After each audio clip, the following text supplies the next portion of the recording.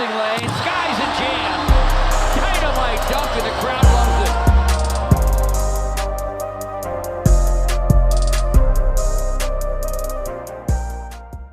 Welcome back to Pistons Intellect, your home for the most informed Detroit Pistons news and analysis.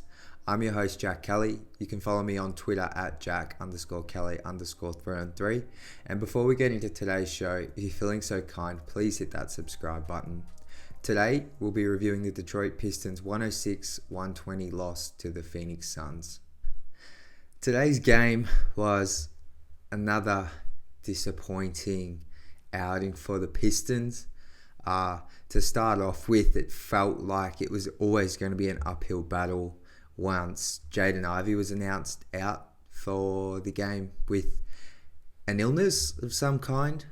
Whether that affects him for tomorrow's game, we're not sure or not, but he was out nonetheless. And then obviously Alec Burks still out with that arm contusion, and then also Bojan Bogdanovic, Monte Morris and Livers all missing. So while the Suns were without Booker and Beal, I mean, anytime a team has Kevin Durant on it, it's still going to be a tough night. And yeah, it felt like this was going to be tough. And yeah, from the jump, the Pistons never really threw a punch. There was bits and pieces throughout the second and third quarter, or the start of the fourth, where they got it back to within 5 or 6 points due to the play of guys like Marcus Sasser, Ausar Thompson, and Kade Cunningham in stretches, which I'll get to in a minute. But yeah, it was another one of those games where the Pistons were constantly down double digits, fighting to get back within range of winning the thing. And I mean, I mentioned the outs tonight, and with essentially 5 guys out who you would imagine are in the Pistons top 10 for a rotation, Pistons ended up relying heavily on their starting group, plus really only 3 guys off the bench in Marcus Sasser, Bagley, and what remains of Joe Harris. We even saw Stanley Amude out there for a minute, and he didn't have the best stretch.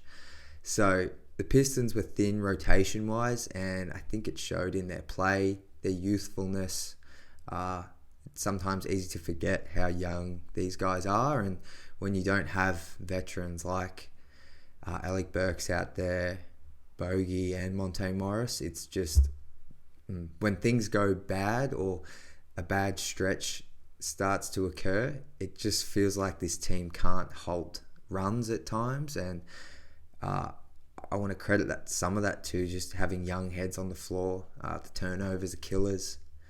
But the thing tonight that really stood out for me, which I think has been a strong suit for the Pistons, was the rebounding. They just got killed on the glass. The Suns, who really don't have a lot of rebounding prowess, or at least sort of muscle. Like, they've got Yusuf Nurkic, who's a big dude, but he's not really, like, he's a rebounder, sure, but he's not really like a uber athletic type of guy. And then Kevin Durant's obviously huge, but he's slender. I mean, the Pistons, yeah, they got killed 43-33, out-rebounded by 10 to this Suns team, which I wouldn't have predicted going in. And it just felt like even on the offensive glass, like the Suns got a couple of key second chance points, opportunities. And yeah, that was really disappointing. And I think in this 4-game stretch, that's the thing that's been concerning for me, is the defensive intensity doesn't seem to have been there from the jump like it was in those first 3 games. And sure, we can get into starting lineups and individual players, but I think for me, just, I don't want to say it's a lack of preparation, but it just feels like that intensity's gone. I'm not sure if Jalen Duran, ankle's still bothering him. He's still having nice games when you look at the box score, but it just doesn't feel like he's that same guy that was there in those first 3 games. And he's 19 years old, so I'm not concerned, but this team's really missing him, or that version of him. So look, the rebounding was disappointing, and the defense overall. Pistons give up 120 points to look, this Phoenix Suns team's offensively geared, so 120 points is disappointing, but probably shouldn't be too unexpected.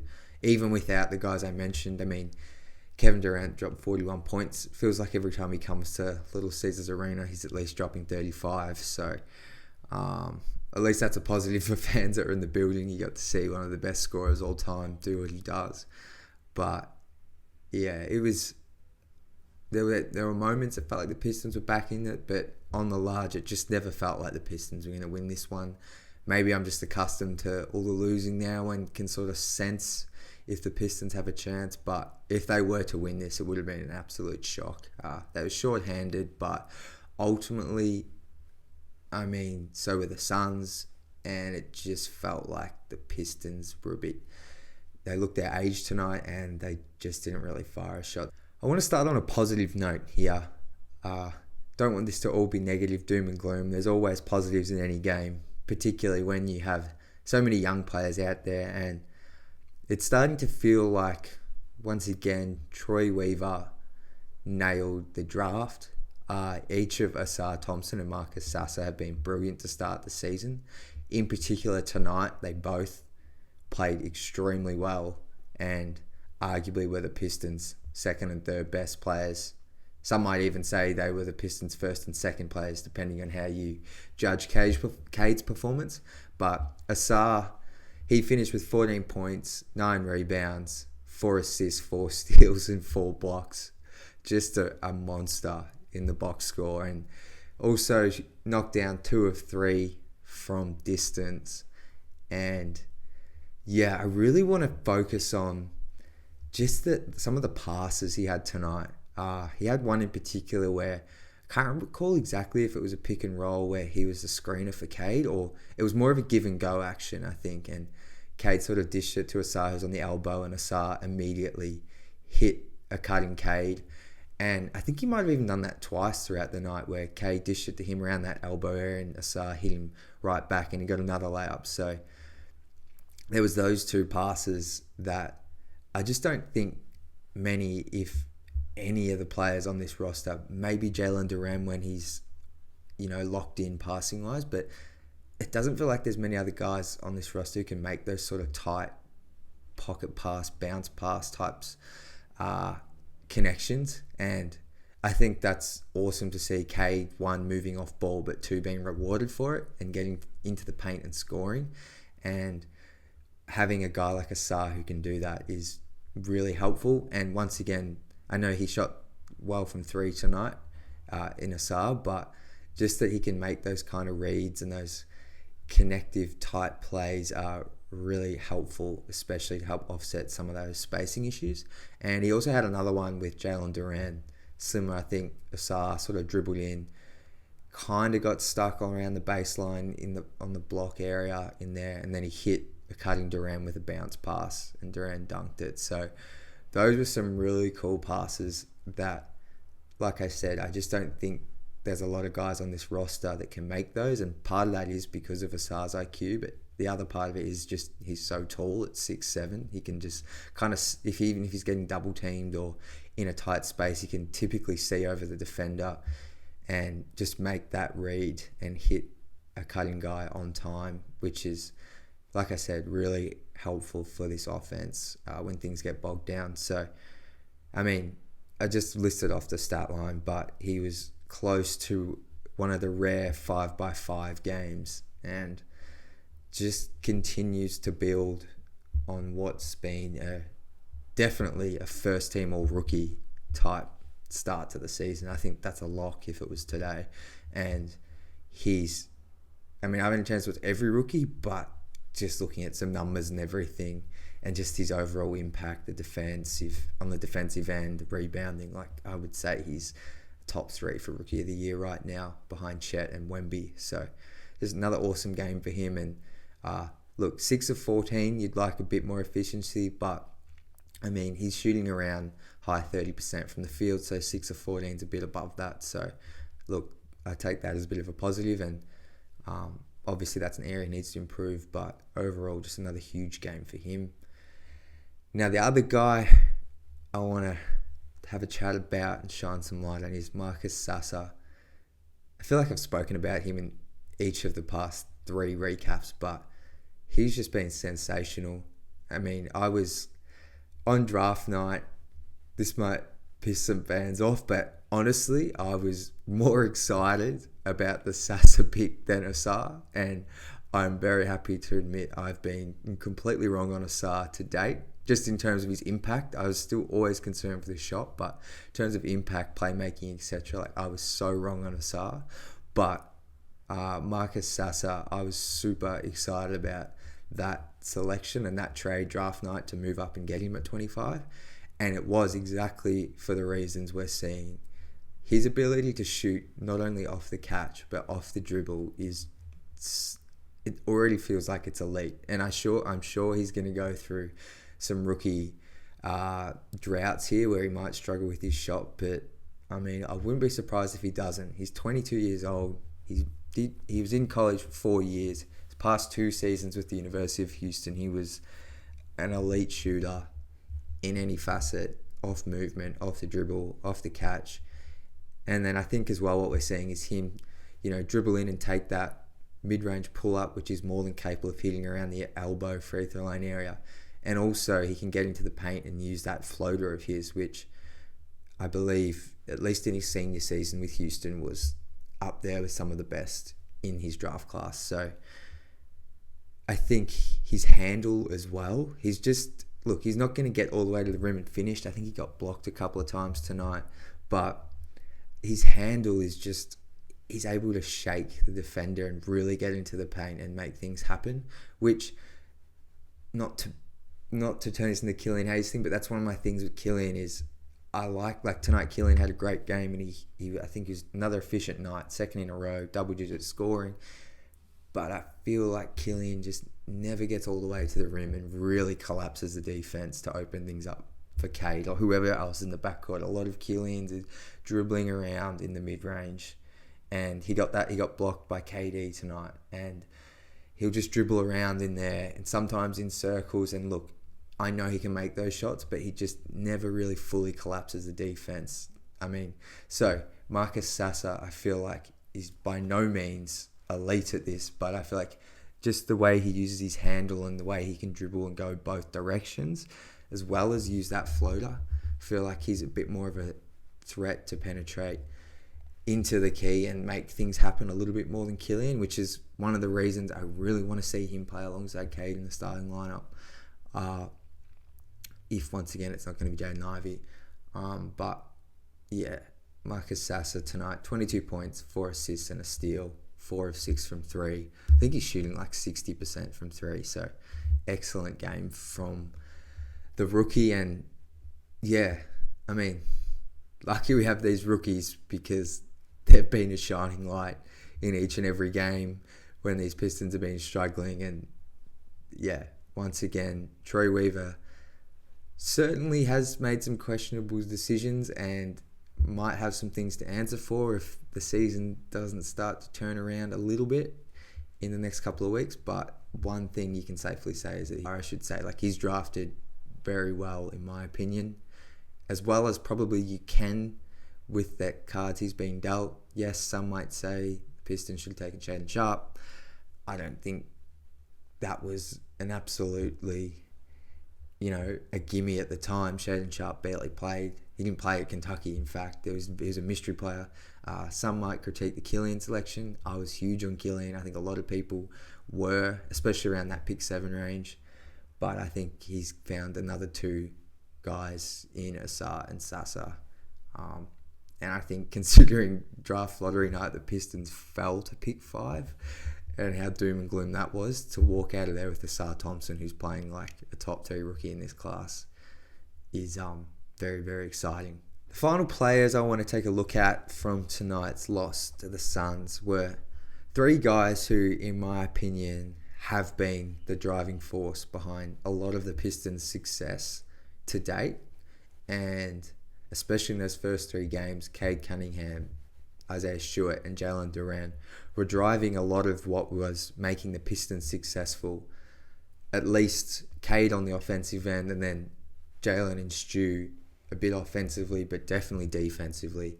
And just sort of the struggles and weird games they had tonight Kade had 26, 6 assists and 6 turnovers. And, I mean, I say weird game because there was moments there where he looked like that star. He made some really tough pull-up middies.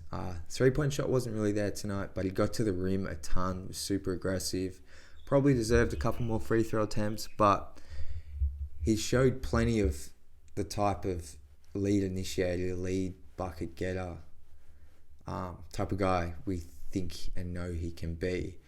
But of those 6 turnovers, 5 came in the first half. And once again, some of them, it feels lackadaisical. Like, it looks like it, but maybe it's just, I'm starting to think it's not, like, it's obviously never been because Kade doesn't care or that kind of thing, or doesn't have the skill. But yeah, some of these turnovers are just like simple, like ball handling type turnovers, or just, yeah, some of these like cross-court passes that just get picked off immediately.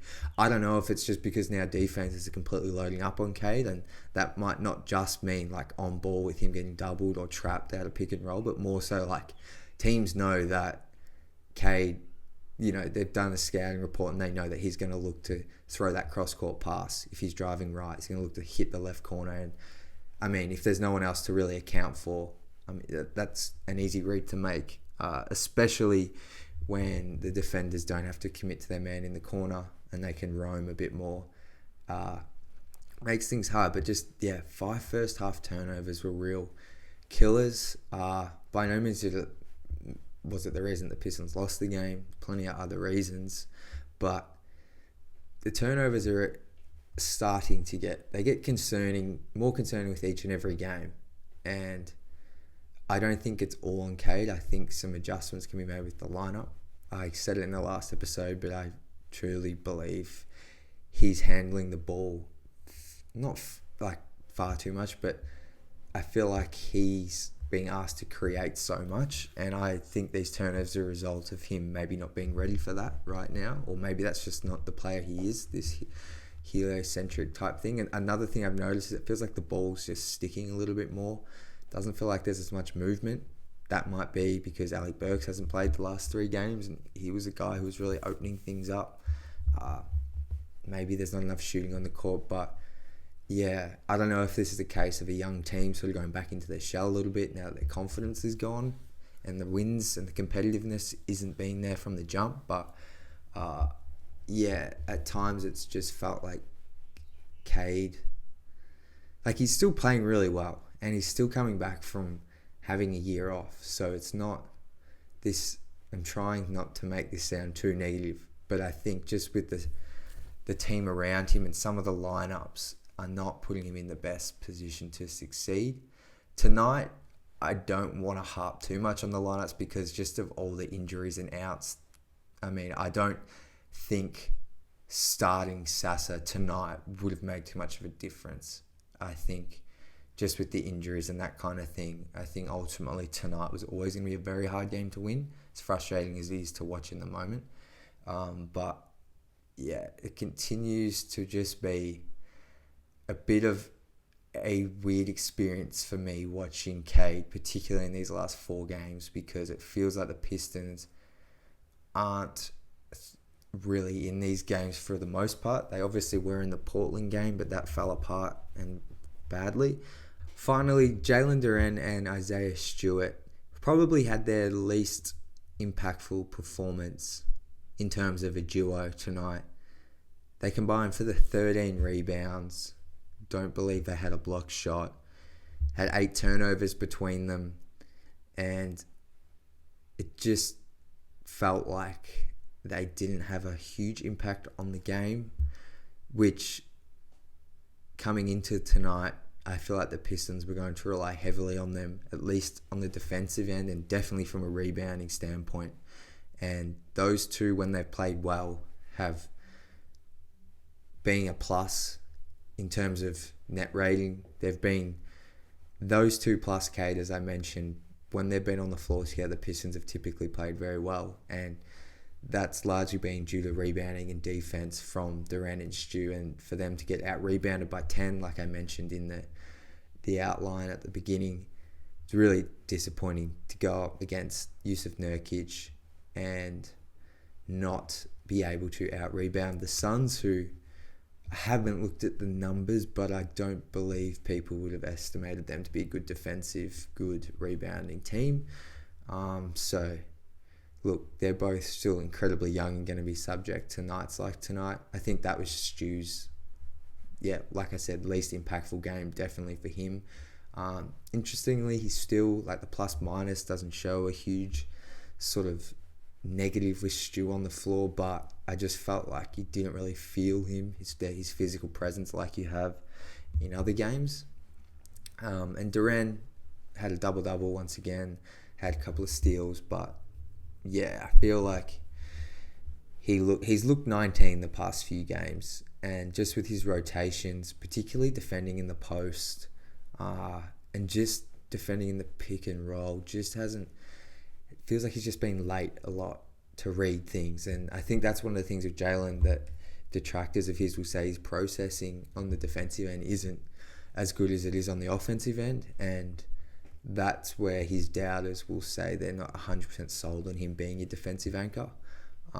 And to be honest, I have a lot of stock in Jalen, but I think the past couple of games you've seen sort of just his lack of kind of rim protection at times for someone of his size and stature. But like I said, he's 19, about to turn 20. It's not panic stations by any means. I just feel like him and Stu tonight, but they've been so good when they've been on the court together that tonight it really stood out to me that they just didn't have much of an impact. So very interested once again to see how they go again tomorrow. I would assume Draymond Green's playing, coming home, even though it's on a back-to-back. I feel like Draymond always plays in Detroit. I'm sure he's missed a couple, but it'll be interesting to see how they go, particularly Isaiah Stewart against Draymond.